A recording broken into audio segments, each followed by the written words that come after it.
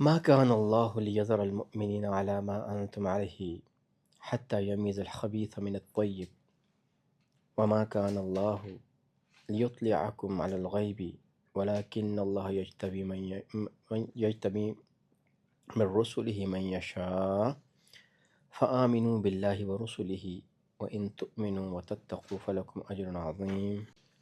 ما کانا نہیں ہے اللہ لیذرا چھوڑ دے کہ چھوڑے المؤمنین المؤمنین مومنوں کو ایمان والوں کو علی ما انتم جس پر تم ہو علیہ اس پر حتی یہاں تک کہ یمیزہ جدا کر دے الخبیثہ ناپاک کو من الطیب پاک سے۔ وما کانا اور نہیں اللہ لیطلعکم کہ تمہیں اطلاع دے، تمہیں خبر دے، تمہیں سمجھائے علی الغیب غیب کی تمہیں خبر دے، ولیکن اور لیکن اللہ یجتبی چن لیتا ہے من رسولہ اپنے رسولوں میں سے من یشاء جس کو چاہتا ہے۔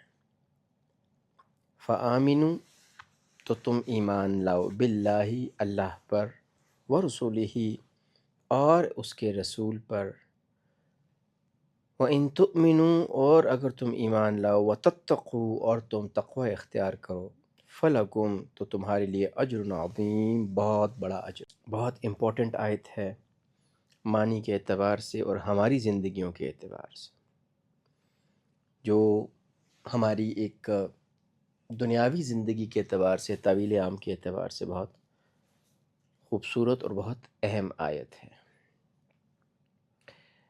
کہ اللہ ایسے نہیں ہیں کہ تمہیں اسی حالت میں چھوڑ دے جس میں تم ہو۔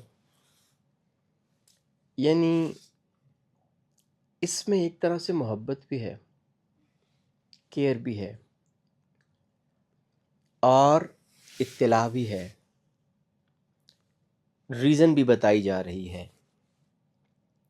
ما کان اللہ لیذر المؤمنین علی ما انتم علیہ جس حالت میں تم ہو، جس جگہ پہ ہو، اللہ تمہیں ویسے نہیں چھوڑ دیں گے، حتیٰ یہاں تک کہ یمیز الخبیث من الطیب یہاں تک کہ ناپاک کو پاک سے علیحدہ کر دیں۔ یہ ایک بڑی امپورٹنٹ جو ہے وہ بات ہے جو ہمیں سمجھنی ہے کہ اللہ جل شانہ ہمیں یا ایمان والوں کو ویسے نہیں چھوڑ دیتے۔ کسی نے کہہ دیا کہ میں یہ مومن ہوں تو ہاں جی بس ٹھیک ہے مومن ہے، کسی نے کہا میں مومن نہیں ہوں، ٹھیک ہے، ایسا نہیں ہے، بلکہ اللہ جل شانہ ایمان والوں میں سے ناپاک کو اور پاک کو علیحدہ کر دیتے۔ اس کے مختلف مطلب ہو سکتے ہیں۔ جو عام مطلب ہے جو ہم پڑھتے آ رہے ہیں، پچھلی آیات میں بھی آیا تھا کہ یہ اللہ نے اس لیے کیا تاکہ منافقین کو یا جن کے دلوں میں نفاق ہے ان کو اللہ علیحدہ کر دے۔ ایک اس کو ایک دوسرا مطلب ہو سکتا ہے کہ ایمان والوں کے دل میں بھی کوئی کھوٹ تو ہو سکتا ہے نا۔ تو دیکھیں جب کسی چیز میں کھوٹ ہوتا ہے تو اس کو کیسے پاک کیا جاتا ہے؟ ایک سونا ہے، سونے کو اگر بالکل خالص کرنا ہے، اس میں سے سارا کھوٹ ہٹانا ہے تو کیا کیا جائے گا؟ سونے کو پگھلایا جائے گا۔ سونے کو جب پگھلائیں گے تو کھوٹ علیحدہ ہو جائے گا، خالص سونا علیحدہ۔ یہی حساب یوں سمجھ لے کہ انسان کے دل کا اور انسان کے ایمان کا ہے۔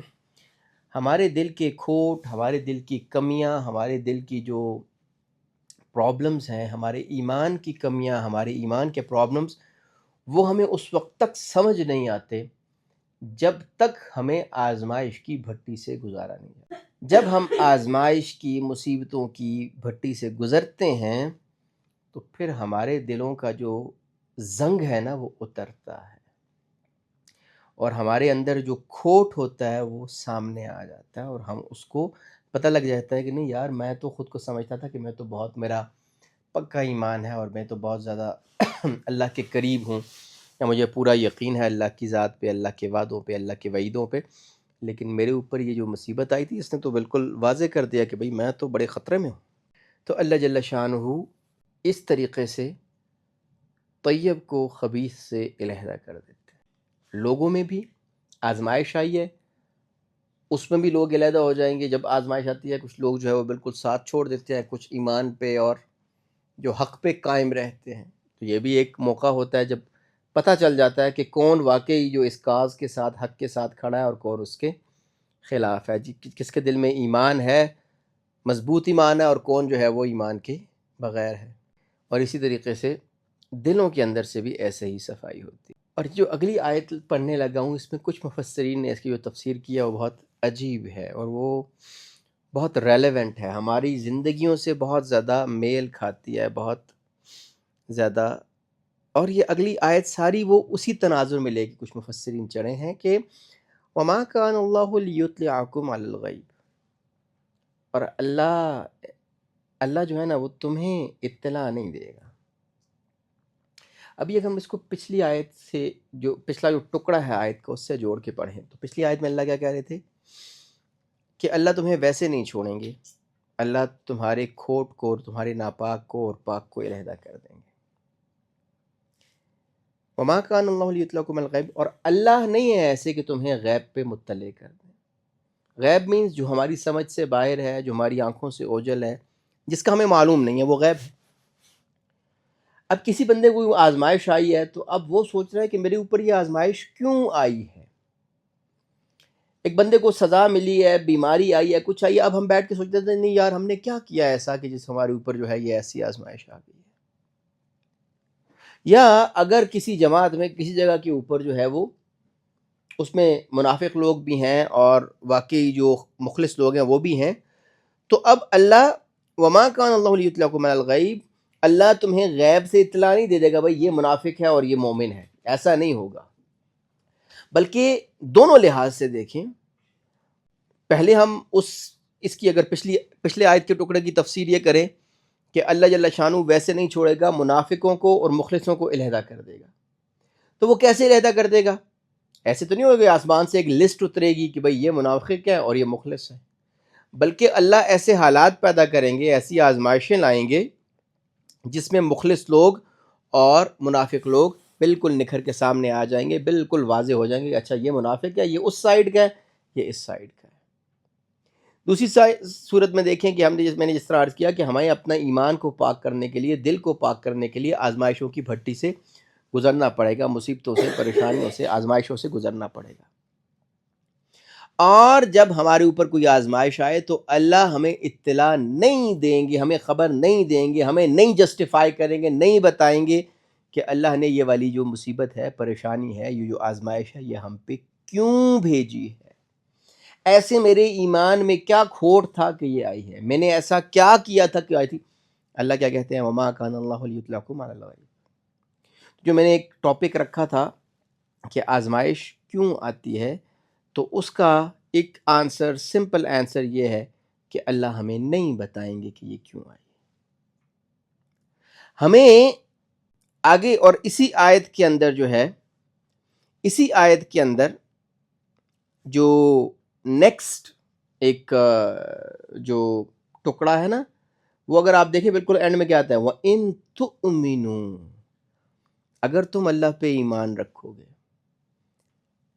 وَتَتَّقُوا، اور اگر تم تقوی اختیار کرو گے، بچتے رہو گے، ہر اللہ کی ناراضگی سے بچتے رہو گے، فَلَكُمْ أَجْرٌ عَظِيمٌ، تمہارے لیے بہت بڑا اجر ہے۔ اب اس پوری آیت کو اگر ہم ایک ہی نظر میں دیکھیں تو ہمیں سمجھ آ جاتا ہے کہ ہمارے اوپر آزمائشیں آنی یہ اللہ کے نظام کا، اللہ کے نظام قدرت کا، اللہ کا جو پلان ہے اس کا ایک پارٹ ہے، تاکہ اللہ مخلص اور منافق اور پاک اور ناپاک کو علیحدہ کر دیں۔ اور اگلی بات کہ اللہ ہمیں اس کے اوپر اطلاع نہیں دیں گے، ہمیں خبر نہیں دیں گے بھائی تمہارے اوپر یہ آنے والی ہے، یہ چیز کیوں آئی ہے، یہ تمہارے اوپر کیوں آئی ہے۔ تو یہ ایک بہت امپورٹنٹ چیز ہے. ہم بیسیکلی جو دیکھیں ایک کوئی کام ہوا ہے نا، اس کا ایک آبجیکٹیو ہوتا ہے، اس کا ایک مقصد ہوتا ہے. ہم مقصد کو چھوڑ دیتے ہیں، فضول چیزوں کے پیچھے پڑ جاتے.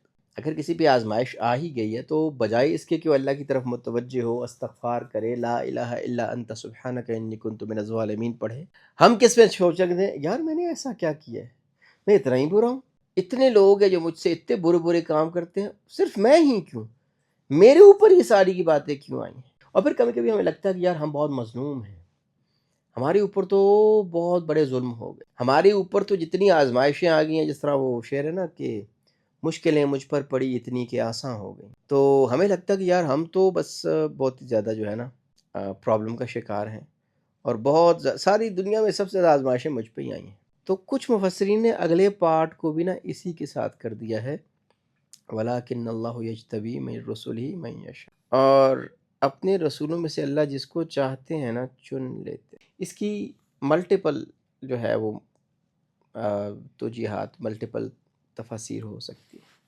اگر اس فلو میں ہم چل رہے ہیں تو جب ہمیں لگنے لگے نا کہ ہم بہت زیادہ ہمارے حالات خراب ہیں، ہم بہت زیادہ پریشان ہیں، ہمارے اوپر بہت زیادہ آزمائشیں آئی ہیں، تو کسی نبی کی زندگی دیکھ. نبی صلی اللہ علیہ وسلم کی تو زندگی تو بہت زیادہ کٹھن تھی. آپ باقی نبیوں کی زندگی دیکھ، ہمیں سمجھ آ جائے گا کہ انبیاء پہ کیا کیا آزمائشیں آئیں، کیا کیا مصیبتیں آئیں. اور ہمیں ایک اور بات بھی سمجھ آ جائے گی کہ آزمائش کا مطلب یہ نہیں ہے کہ وہ بندہ گنہگار ہے. اور کئی مرتبہ ہماری غلط سوچ بھی ڈیولپ ہو جاتی ہے، غلط سوچنا ہم شروع کر دیتے ہیں. کسی کو آزمائش میں دیکھتے ہیں کچھ کیا ہوگا تبھی اس مصیبت میں پکڑا گیا ہے. ضروری تو نہیں ہے. انبیاء علیہ الصلوۃ والسلام پہ کتنی بڑی بڑی آزمائش، کیا انہوں نے کچھ کیا تھا؟ وہ تو معصوم تھے، اللہ کے بہترین بندے تھے. یجتبی کا مطلب ہے اللہ نے چن لیا. چننے سے کیا مراد ہے؟